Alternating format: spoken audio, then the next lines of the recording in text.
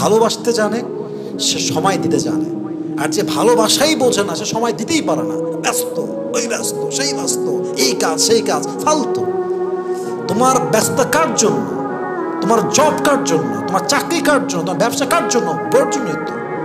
তুমি যদি ব্যবসা করতে গিয়ে বউকে হারায়, তোমার ব্যবসা থেকে ঘোরা আন্ডা হয় মিয়া।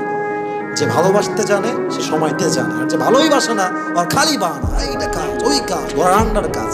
আপনি বোঝেন যেই লোকটা 18 ঘন্টা কাজ করতে পারে সে কি হোয়াটসঅ্যাপে এসে আপনার ম্যাসেজটা সিন করে রিপ্লাই দিতে পারে না? পারে।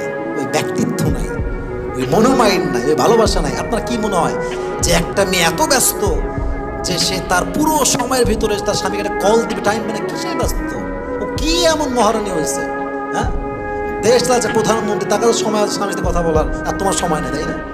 এটা ঠিক না। ভালোবাসার সবচেয়ে বড় দায়িত্বটা হচ্ছে সময় দেওয়া, সময় কাটানো। সময় কাটালে ঘনিষ্ঠতা বাড়ে, সম্পর্ক সুন্দর হয়, একটা ভালো সম্পর্ক হয়। আল্লাহ আমাদের সবাইকে সময় দেওয়ার তৌফিক দান করুন, সকলে পড়া আমিন।